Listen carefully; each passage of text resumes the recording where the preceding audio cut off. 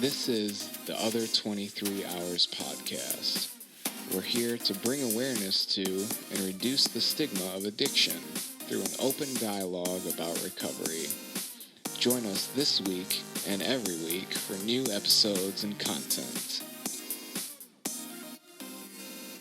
Okay, so today we're going to talk to Clementine about the other side of things. For the people who are dealing with loved ones with substance use disorder. The other side. The other side.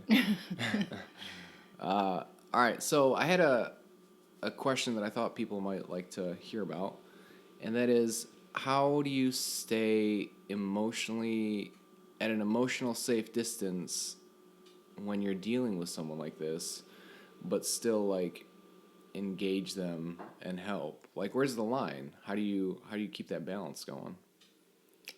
I like the question, but what is someone like this? Because there are many versions. Okay, so we'll break it down. So first we'll talk about someone who is in active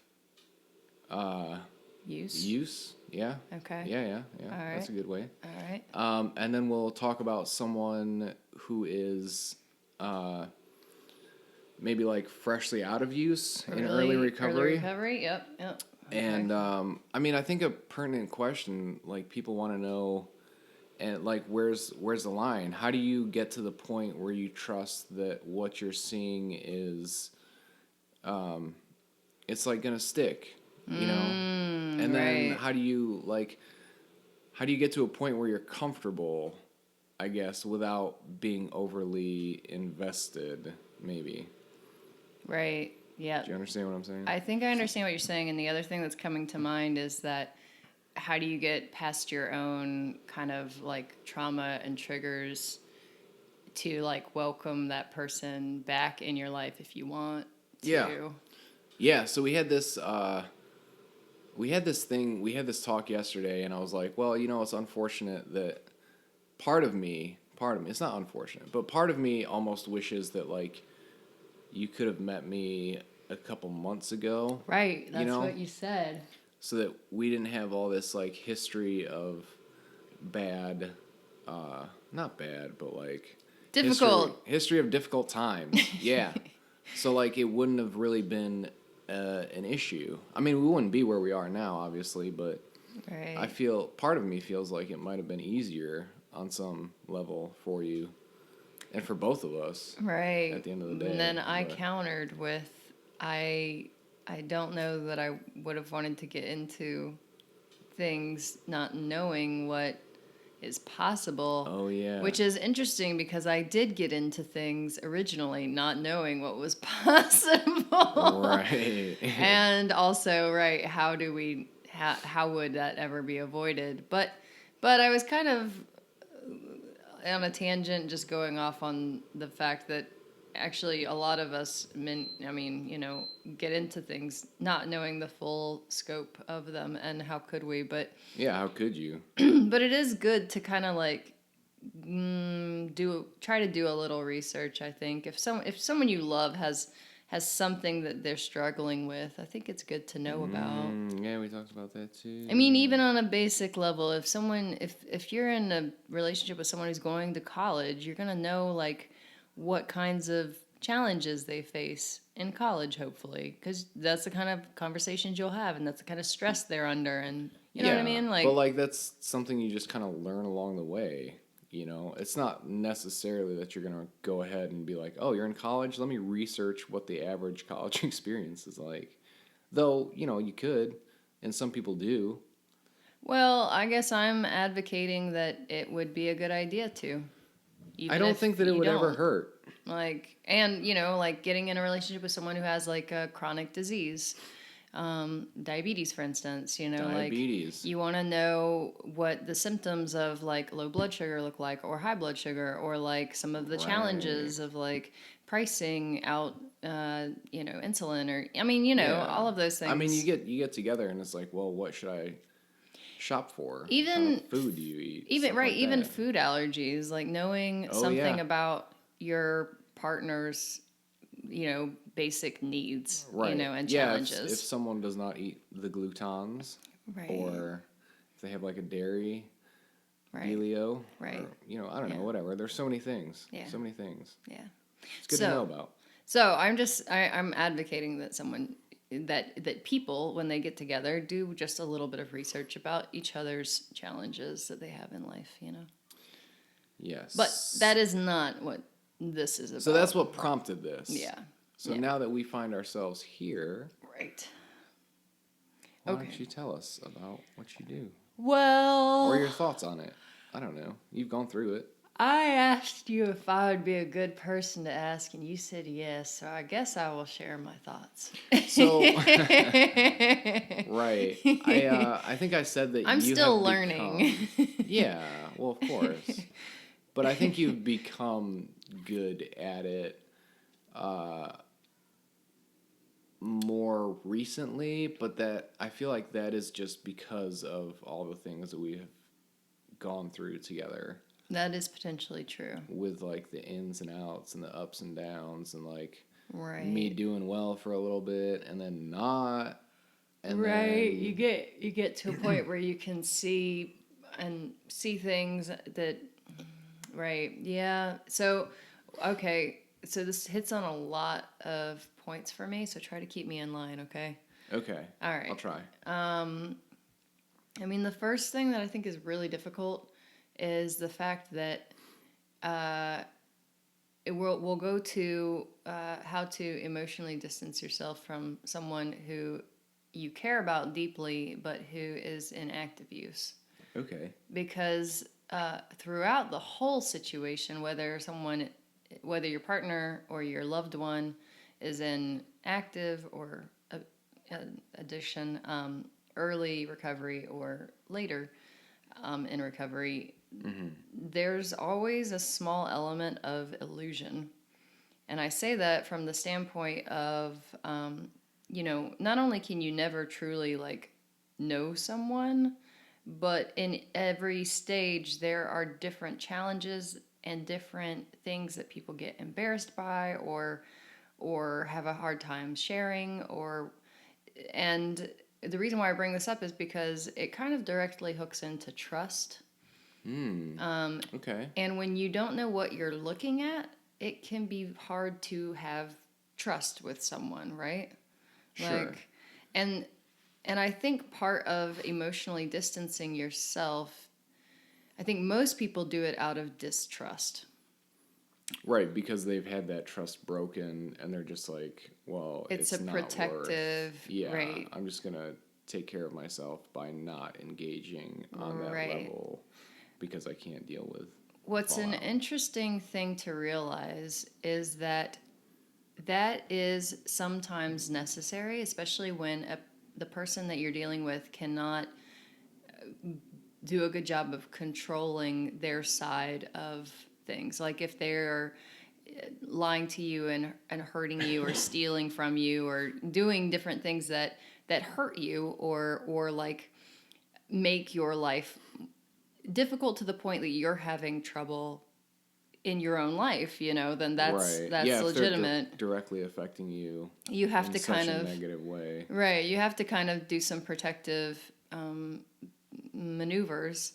But what I think is most interesting is that when you emotionally distance, and this is true for a lot of different types of situations and relationships, you actually give space for the other person to experience themselves more undiluted, I'll say. Undiluted by your energy and your right, because perspective. They don't have that buffer Correct. of like you. Right. Well, Yeah. not, you in quotation marks there. But it's not a punishment. It's like it gives them a chance to see what they are doing themselves because there's no one around to blame, There's no one around to help or blame or say like, well, I would have done this, but you were doing this, or you know what I mean? Like, right. And it can be helpful because that's the whole problem in active use is that if when the brain is taken over by chemicals, it's not Ooh. thinking Ooh. well. Yeah, tell us about that. And well, stop me if I'm not doing a good job. I'm curious to hear what you have to say. I think you're right. It really does affect you. Well, yeah, People. right. I mean, so there's an element of like, I think there's a whole element of illusion that it brings to the person doing the drugs, your drug of choice, whatever it is, in addiction and use. Like, you have your own sense of what's going on, but it is absolutely characterized by what you're using and how your life is being spent, doing that. So like, Yeah, different substances will affect you differently. yeah, that's what I get like from Oh it, no, for it's very sure. true. Yeah. I mean, there's different. So it's interesting because there's different like kind of lifestyles and different things that you do based on what substance you're using. Yeah. You know. I mean, even on the most basic level, cigarettes versus alcohol, like you have completely different kind of ritualistic motions that you do and feelings that you have at even different times of day based on whether you like smoke cigarettes or drink alcohol. Like Yeah. they're not the same. But you can be No. addicted to both. You can. Or just one, and it's, like, I mean, you do different things for different substances. Even, I mean, like coffee. We're just take it down to like a real common level. Yeah. I mean, brewing a cup of coffee in the morning has its own ritual, and going and getting your favorite coffee from like your grocery store or your local cafe or whatever. I mean, Yeah. these are all like things that can be applied to the lifestyle of doing anything. Yeah, it's Daily. it's like the culture of addiction, I suppose you could say, Yeah. in a sense. So being affected by the chemicals in your brain, the person's already dealing with their own illusion of what life is for them. Right, because it alters your perspective and perception of things. Yeah. And like because of that, it just creates, I think, like what you refer to as the illusion of your reality. Right. Really. Yeah. That knowing that makes it a little bit easier to emotionally distance yourself, because you can realize that this person is living something that is completely different than what you are living. Right. Yeah. They're just in a different, like their reality just does not match up with yours. Yeah. Yeah. It's sad, and what I find that a lot of people experience throughout this process is like a kind of I want to say eternal, but like a consistent or constant grieving process, because when you love someone, you want to share. You want to share your reality with them. You want to share these experiences. You want to share your heart. You want to share your feelings. Oh yeah, I'll bet it's tough, especially if you have history of doing that with someone, and then either they, like as in our case, I got back into substance use after we met, so like we had some time that was unaffected by substance use in the beginning, right?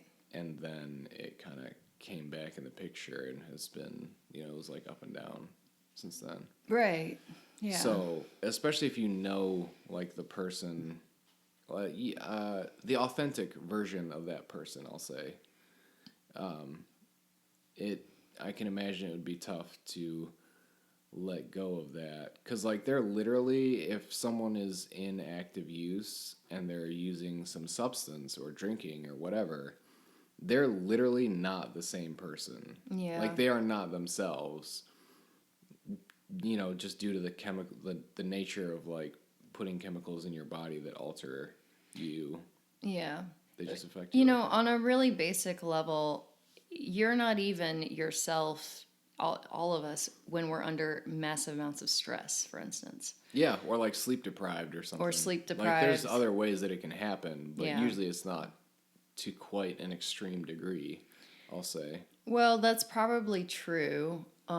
But this is a kind of an interesting thing because and maybe you can speak to this. Okay. Did you think of yourself as drastically different when you were in use versus not? I think that we don't perceive ourselves as being that different, but the people around us experience us as very different. Yes. Yeah, I think you bring up a really good point because I think for the longest time I know for myself, and it's probably common for other people too, is like in the middle of it, I didn't think that I was that different than I am without the substances. And like that takes some space to be able to see that how much it really affected you and like how different. For me it took a probably a solid few months for me to see how much I was affected by the substance that I used, you know. What were some of the ways that you could tell though, once you could see? Well,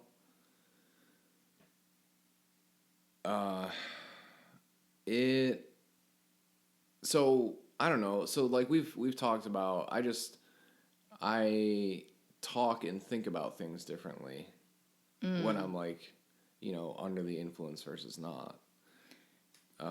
I think that's true. I've noticed that as well. Yeah. Yeah. Yeah. So I don't. It just takes time. I think of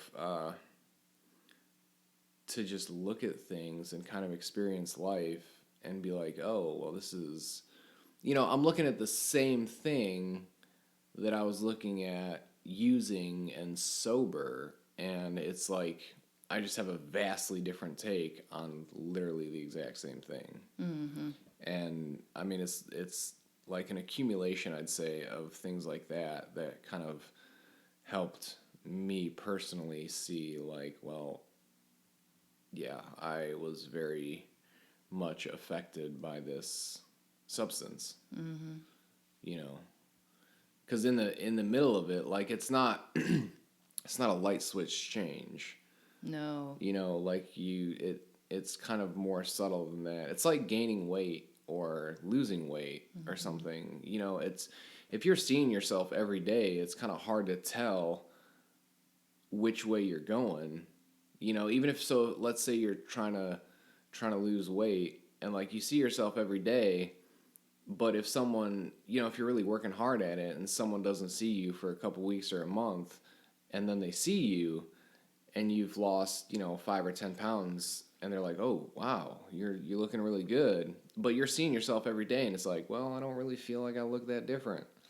It's just easier for someone with an outside perspective to see things a little more clearly or accurately, I suppose. Objectively. That's the word I was looking for.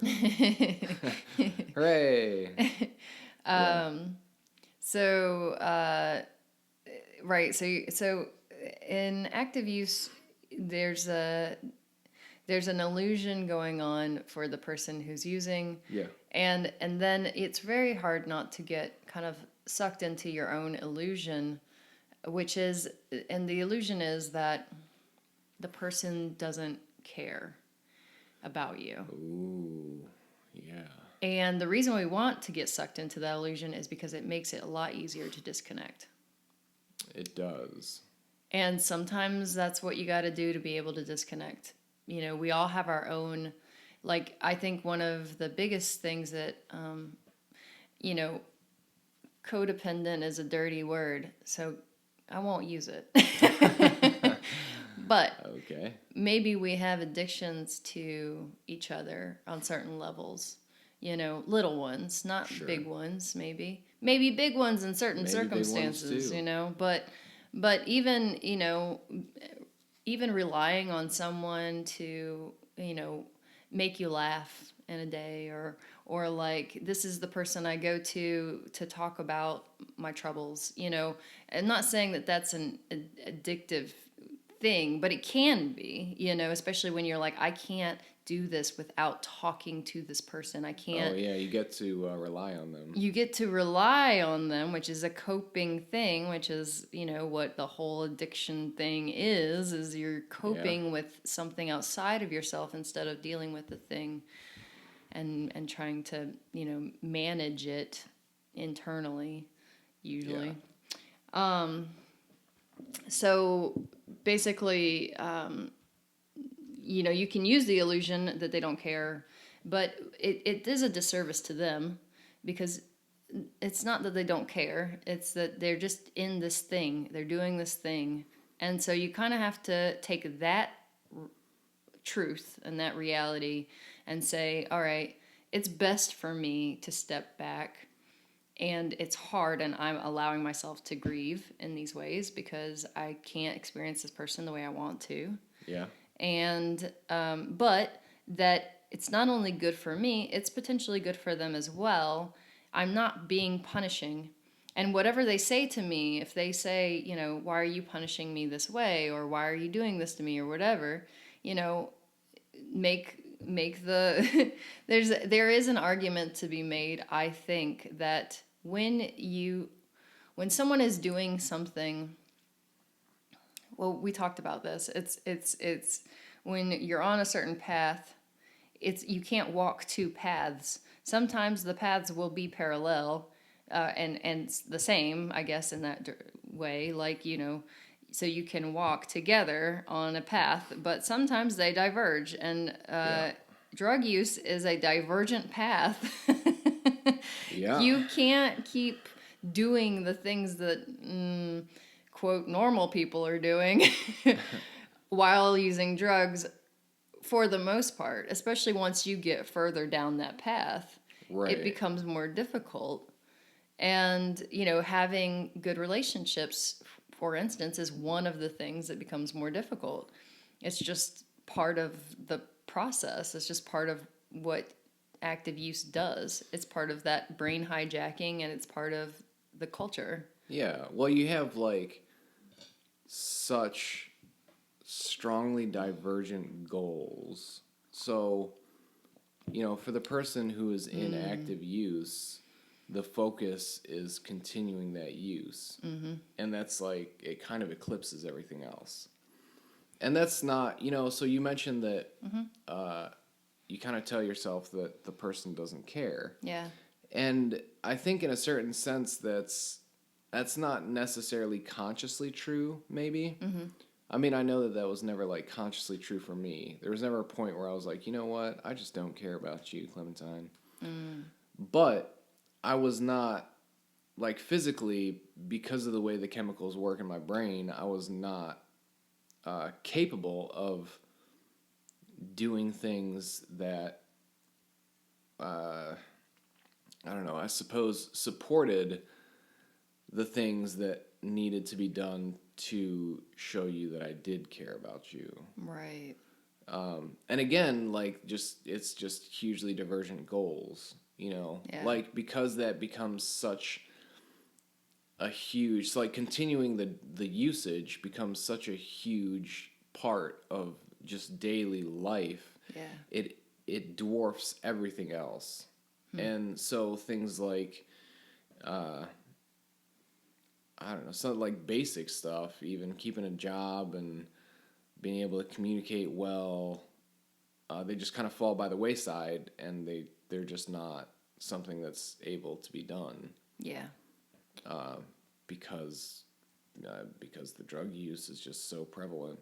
Yeah. That it becomes your priority in some sense. So. Oh yeah, absolutely. Because that midbrain is hijacked, and like your brain is literally telling you that is the most important thing above all, like more than sleeping or eating or anything else. And that's just like the the reward system is hijacked, and that's it. That's the only thing.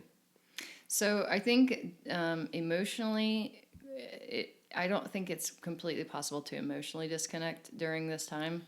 Not if it's someone you really care about, or like a Yeah. family member even. Yeah. That's tough too, because if you have like a kid who's going yeah. through it, as a parent, I don't think that it's like, I'm not a parent, I don't know, you know, but like from I have parents. I know lots of people who are parents, and I don't think that it's like necessarily possible to just turn that off Right. and just be like, I'm just not going to care about you right now. So I think it's not about not caring. Okay. And so when you can put distance there, I think the distance is there for what word is coming to mind is contrast. The distance is there for the contrast of it's not something that you might think you actively need, but when you get into the chaos spiral of someone else's addiction, Okay.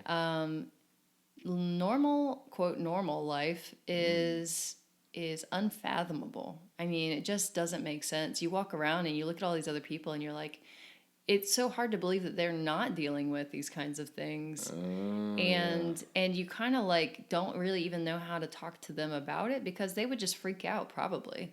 They'd be like, and then they'd get judgy, right? No one wants to deal with that.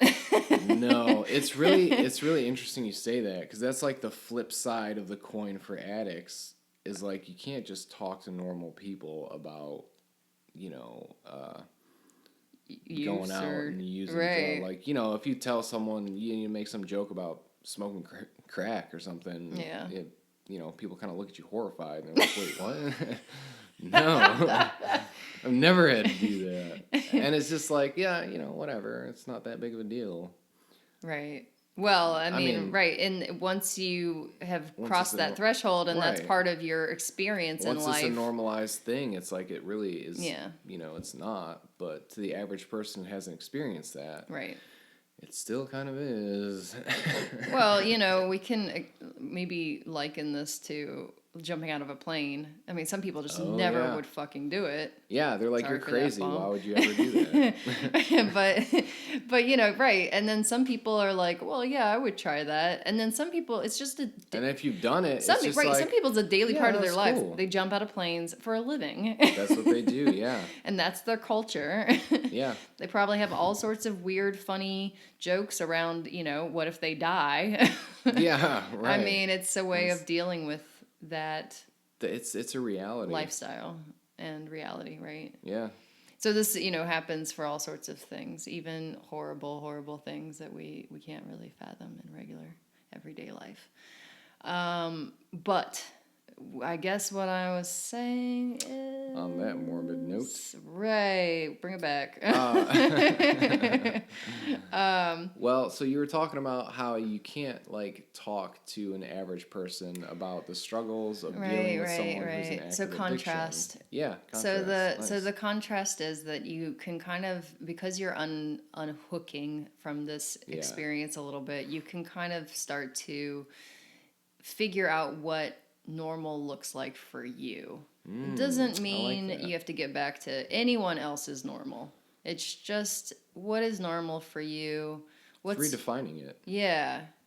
And a person, whether they're in active use or whether they're the loved one of someone in active use, you get changed by that experience. You get changed by that knowledge and that understanding. So you have to relearn yourself a little bit, You have to make space for things that you didn't have to before.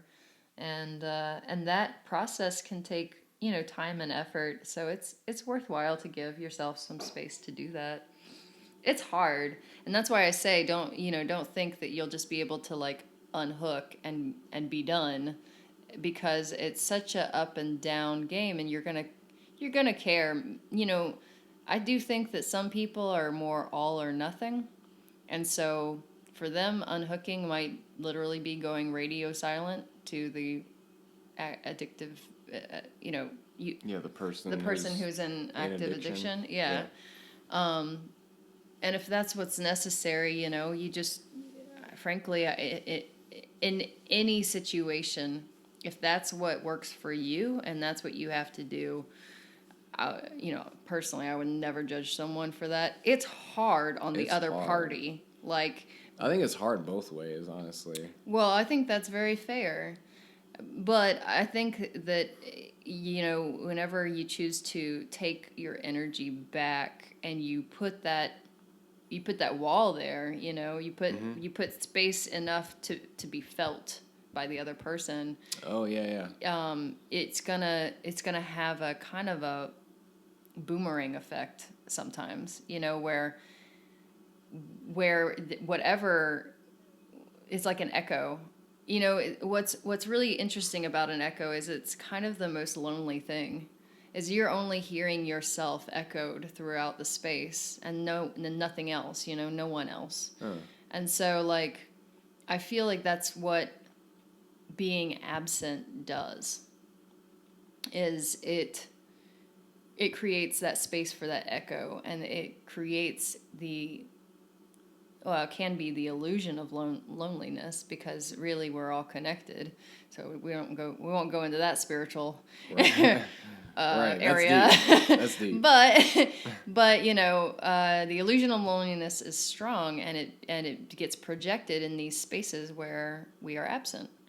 So making space there in early use, what I find most fascinating is that it will probably be hardest for the loved one. The person who's using is probably really busy and focused on their use. So they might not actually feel it as intensely at that moment. What do you think about that?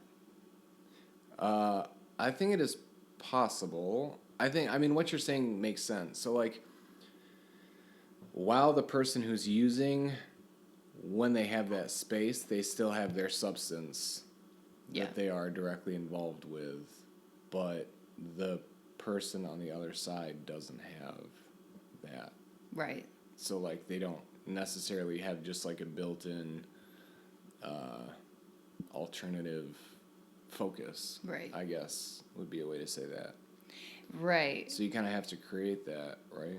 Well, it's nice to create it, but I mean, what I was gonna point out that's fascinating is that sometimes when we have conversations, me and you, you'll be like, "Well, I was there for blah blah blah," but you weren't. It's just that you had the illusion that you were, because you were doing other things with your time in between these moments that we had. But for me, I felt your absence intensely. And so for me, it was like you weren't there for 2 weeks. But for you, it was like, it was weird. Like one of our conversations, and, of course I can't pick it out. But you said something like, well, I remember that. I did that. And I was like, yeah, but you weren't there for like the whole part of it that was relevant, or something. It was like, it was like one of those things where, you just didn't realize that you weren't around as much. And I think, so I guess what I'm trying to say is it's okay to take space, because the person who's in active use might not actually be able to fully feel that absence. And it's useful for the person, the loved one, to kind of like do that self-care. Yeah. Well, I don't think it's easy. I mean, maybe over time it gets easier, but no, it's not, I don't think that it ever gets to the point where it's just like, I don't think it's easy. I would never say that, and I think it's not easy on both parties, really. I would agree. So, yeah. So, I mean, this is just one of those things in life that's like, I'm going to say really fucking hard. All right. So, there's just those types of things in life, and this is one of them. Some things are hard. Yeah. Early recovery. Yeah. So now that we've talked about how to maintain distance, like with someone who's in active use, like how do you kind of start to mend those relationships, I guess, a little bit, or allow for some space together while the person is, in early recovery and changing things around, and like doing different things and getting themselves healthy. Yeah, I probably have some stronger feelings about this than other people. All right then. Because I feel like, because I am a person who takes responsibility for others, unfortunately. Okay. But what I mean by that is that when I know that I'm capable of being supportive and helpful, it's very hard for me not to put myself in that circumstance. Ah, okay. So when it comes to early recovery, what I've noticed is that there really is kind of like a perfect storm of things that can support someone. And it doesn't mean that they're going to be successful just from that. I mean, I think because recovery in general has to do with you healing yourself, and because it has to do with an internal shift, there's not much externally that can really get you to do that work, you know? But certainly there are things that help and make it easier. And we've touched on in previous episodes the idea that, you know, community and the whole, you know, Rat Park, like having connections and being supported is really important. Yeah. So what's a really interesting thing about maintaining distance here is that if you're like me, you want to be plugged in just enough that you can be supportive, but you don't want to be so plugged in that when something goes wrong, you're like basically emotionally just turning off completely and just like, I give up, F all of this, and Right. Yeah, you're not like so easy to do. Well, I think it's like really easy to become emotionally dependent on the person again. Yes, that's true. Potentially. That's true. Now, I don't know from like a parent-child perspective. I think it's a similar kind of letdown if something happens again, and like hope, just because you care about the person so much, but it's in a different way. Though there are codependent like parent-child relationships. Oh yeah. But they're more it's, like, inherently so because they are dependent on each other.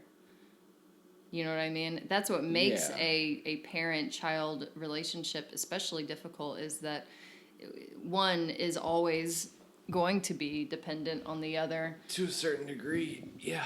And well, one always feels like responsible for the other, I feel like. Well, that's interesting that you used that word. Well, so I feel like a parent would always feel like a certain level of responsibility to take care of and, kind of support their kid.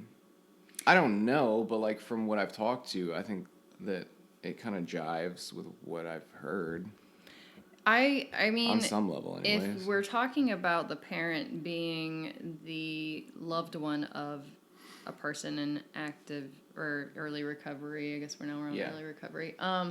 Then I mean, sure, I think the parent will always feel responsibility towards the child and helping that child be their best.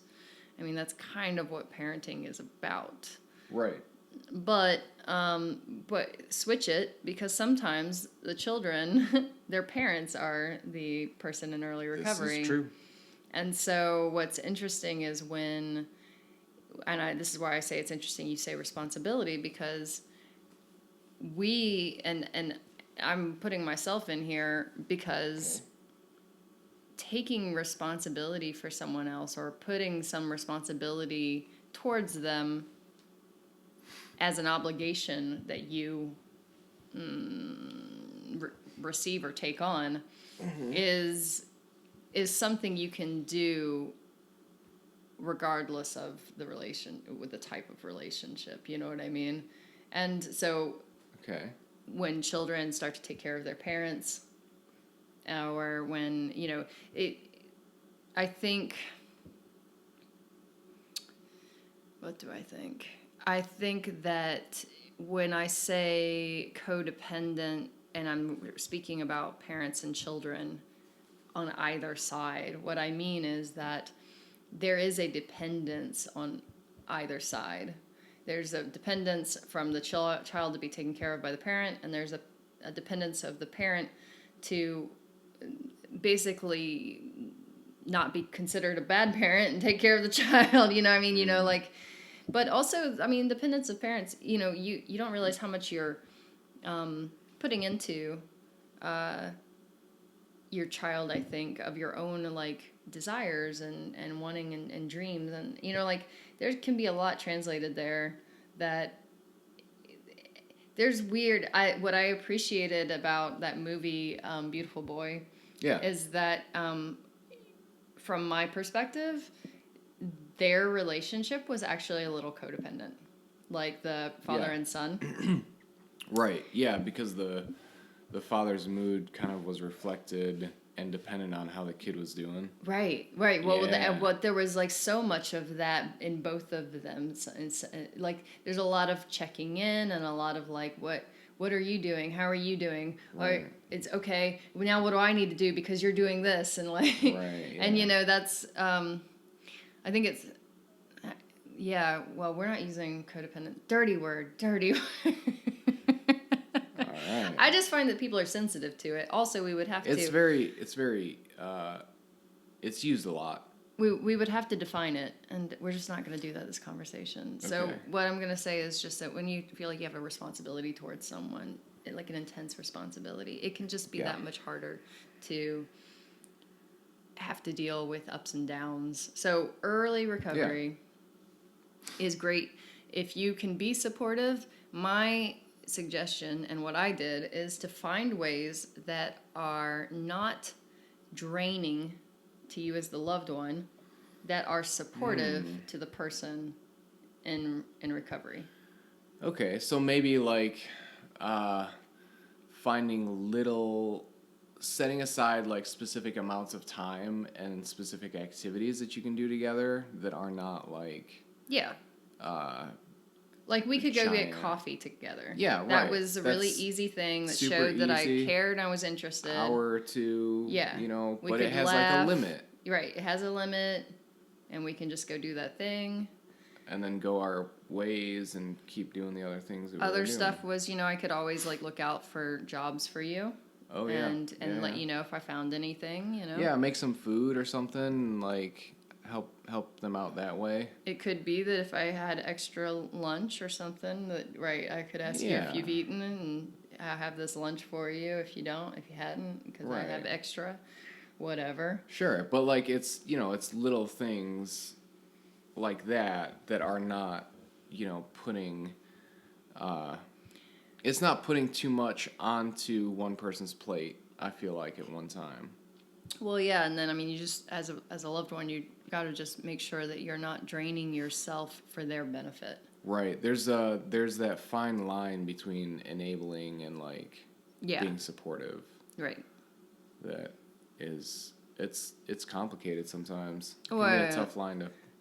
Yeah, and I mean, I think it's completely unreasonable to try to define it in a general sense. It's so specific to the people that are involved, to their needs and the way they function. I mean, for both parties, the early recovering person and the loved one. Yeah, you really have to manage your own dynamic, and have those conversations with that person, even potentially, and say, you know, like, well, what ways do you need help? And then to say, I can only do these things, and I hope that you will allow me to only do these things because this is what I've got for you. Right. You know, this is the best I can do.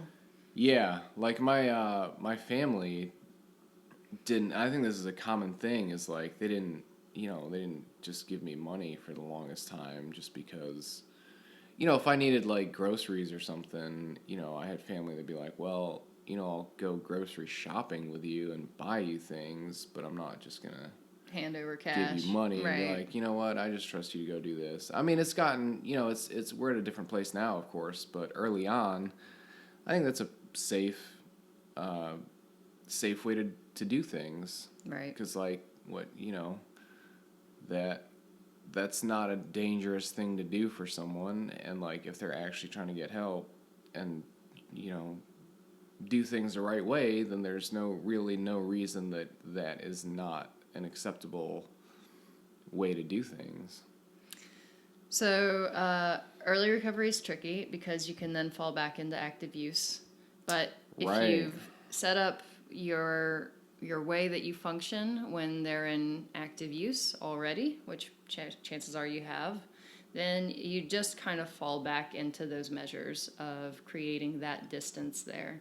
Right, yeah, building that distance back in. Right. And if you're careful about not jumping back in too quickly, then it should not be as difficult as it could be.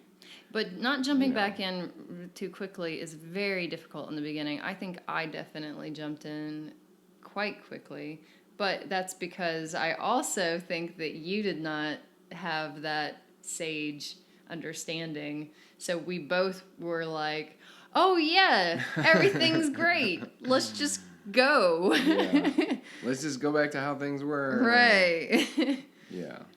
No, I would agree. I didn't know, I guess, the things to look out for. Yeah. And I didn't know how quickly things could, like, go back to being bad. Right. You know, the first few times, I just didn't know. I just didn't have neither of us had the experience. No. Yeah.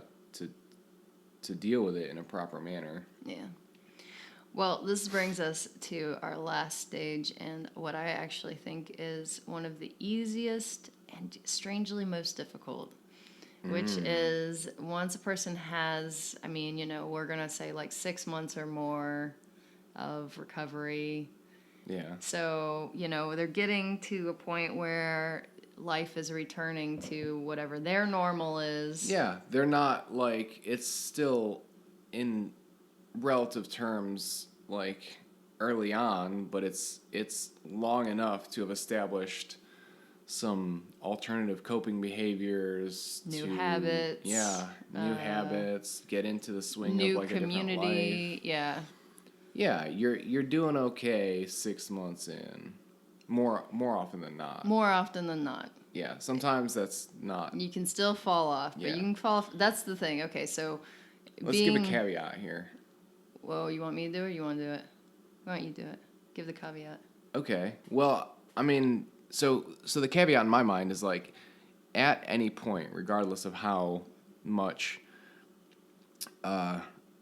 clean time or sobriety time that a person has put together at one time, it's always just like everyone's always just one decision away from going back out. Right. So, like, it's always a possibility. Now, the chances get lower and lower, ideally, over time. So, like, you're less likely to, but the possibility is always there.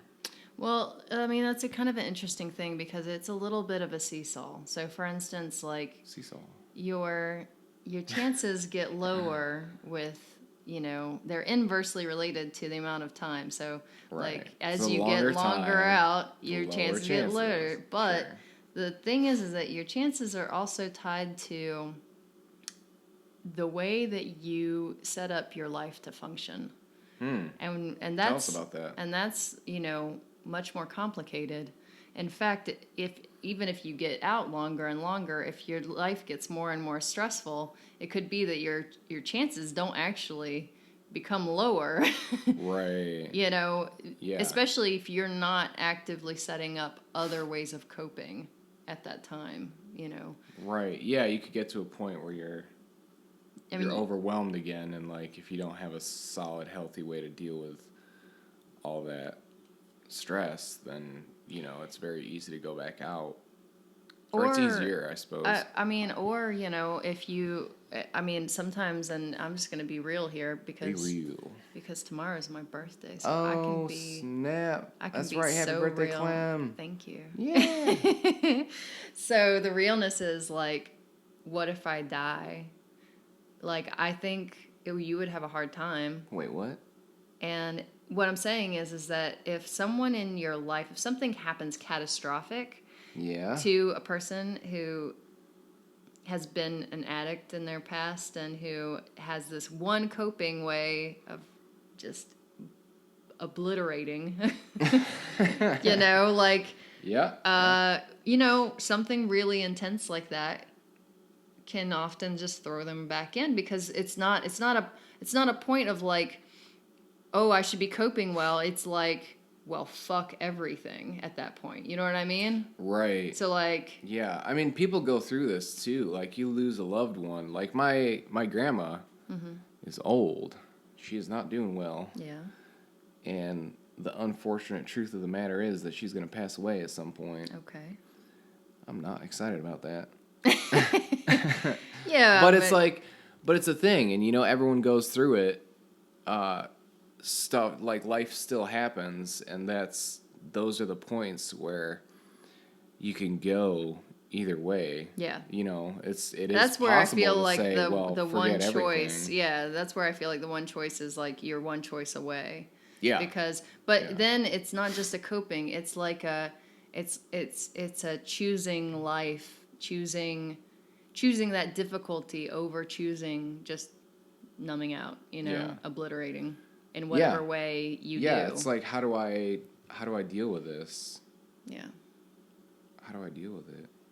It's a tough question. Tough deal. Well, and I mean, but that's the crazy part. So we're not alone. We all have to face that question. We all everyone. have to ask yeah. it. Yeah, even people who are not, dealing with substance abuse issues lose people that they care about and get sick, and like life's kind of craziness still happens. Yeah. It's just, they don't default to. I've thought about that. Well, that's a whole different conversation, but I've thought about that whole like normal people don't go through something and think, what would be great right now is doing drugs. They're just like, man, I'm sad. I should eat some ice cream. Well, but I don't know. Everyone's got a form. Everyone's got a form of obliterating, and one of the most common forms of obliterating right now is just going on Netflix and binging. You know what I mean? Like just check out. Just check out. Some people are psychosomatic, and they get sick. Their body just shuts down, and they just get sick. Yeah. So there's all sorts of ways of obliterating. Yeah. You don't need drugs to do that. Yeah. But certainly, drugs will obliterate you faster. Probably. They are, unfortunately, very effective at what they do, and that is why we use them.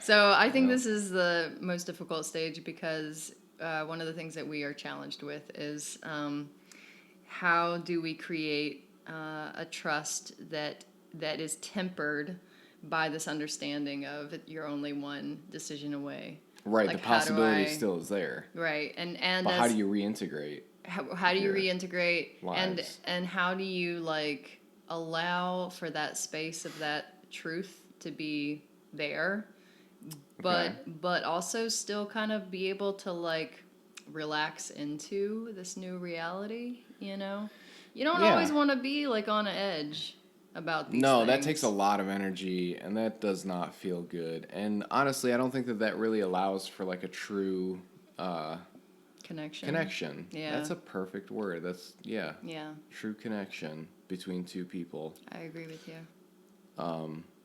Now, something that you have not mentioned directly, I think we've talked about, but I'm just going to go ahead and say that I think all throughout these different stages, we'll call them, that for the loved one to really have set clear boundaries and be able to enforce them is really important. Now, I think that those boundaries will change over time. Yeah. So, like I mentioned, like not giving someone money, for Right. example, like cash. Yeah. That's a boundary. Right. Or spending time at like a cafe in a public place together. That's like a boundary, Yeah. Yeah. And the amount of time that you devote to someone or spend with them or the things that you're willing to do are different boundaries. Yeah. So I think being cognizant of like where your boundaries are, so that they are not pushed in ways that you are not comfortable with, Well, there's that, but there's also what my problem was Oh, yeah. would be that I would get in the way of my own. I would be like, I'm going to set this boundary, and then I'd be like, and now I'm going to break it. Yeah, right. All right. Yeah. And I mean, you would have no problem with it because chances are the boundary was there to protect me, and it might have even Right. denied you something you wanted. So the minute I take the boundary down, you're getting what you want. So Yeah, you're I'm fine. just like, all right, cool, let's do it. And then I am like, quote, unprotected. Right. Ultimately, I think it depended on the situation. So like, Yeah. sometimes you think you need that protection. Sometimes you find out you don't. Sometimes Right. you don't realize you need the protection, but you didn't build it in. So then you're effed. But this is part of the learning process. It's messy and Yeah, you're gonna make mistakes and Yeah. things are gonna happen. It's like, I think that's how I re-up. So this is a Oh, completely interesting. this is a draining process. Not gonna lie, it takes a lot of energy to go up and down, to be flexible. Yeah, This deal is with the where emotional people turmoil. have issues with change. Is that it takes energy to adapt and to flex. But that's most often because we are fighting against the change. So, if we can allow it, that's one way of decreasing friction, Yeah.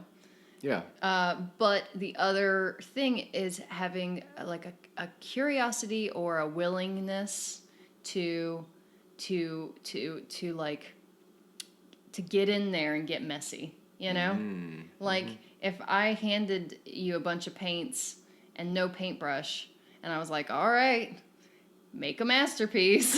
I mean, most people would be like, right. Because how are you going to get the little tiny details? How are you going to like bring out your vision, right? And this is strangely abstract to what we're talking about, but what it does do is it says you have a set of variables in a situation, Okay. and you don't have all of the tools that you need. What do you do? And how do you not get so frustrated and so upset with yourself at not being able to do exactly what you want to do that you can find a way to keep going? And this is such a basic lesson of life, and it is so important, especially in this situation. Yeah. And if you can figure that out for yourself, if you can figure out how to keep that stamina, how to keep going, how to be interested, how to flex and adapt, wow, like not just this situation, but lots of life suddenly gets not easier, just different. And I would argue better.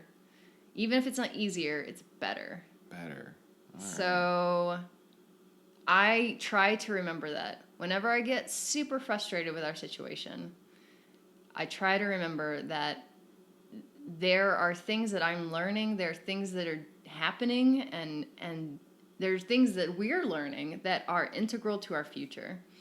And going through this process is only making us, it's making us stronger. It's making us better in these ways because we are learning to adapt, and we're learning to cultivate that curiosity and that interest in these types of adaptations and flexibility scenarios. Yeah, and these lessons we take are applicable to other like things. to outside. Yeah, right. Yeah. Absolutely. Yeah. Yeah, that's pretty cool. So yeah, that part's cool. It just sucks to get there. Yeah.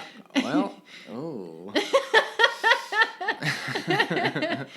But right. Hopefully you don't have to get there this way, but if you do, embrace it in some sense, right? Cuz because I love you and you love me. True story. And this is true for other people as well. They love each other. Yeah. And so how can you keep that connection? How can you keep that love true and real and still go through all of the crap. How do you deal? Yeah. It's tough, you know, these things, like you said, there's just like you learn along the way. Sometimes you think you need one thing and you find out that that's not enough, or like you don't really need it, and then you just kind of have to adapt and change up where the boundary is and what you're willing to put up with or offer. Yeah. And it's a moving target. There's never probably a time where it's just static and it's just one thing and you're like, you know what? I made it. I can do that. Everything is perfect forever. Everything is perfect forever. Yeah. Yeah, that just doesn't really happen in life, does it? Nah, not so much. I have not found it in Thank my 30 years. Thank you for doing this extra long episode for my birthday. Yeah, thanks for sharing some ideas and experiences with me and everyone else. I think it's really relevant stuff, and I think that it's questions that I don't know if maybe you would have appreciated having some answers and ideas to when we first started and we're having difficulties, but hopefully someone out there can take something out of this and be like, you know what? I can hold on to hope a little bit longer. Yeah. Maybe things aren't just effed forever. It certainly can feel that way. It can feel that way both ways. I was going to say from both sides. Oh, yeah. That's the thing, for sure. All right. So, yeah, happy birthday, Clementine. Thank you. Thank you for listening, everyone. Yeah, thanks. We'll catch you next time, and keep following us. Berg. Let's do it.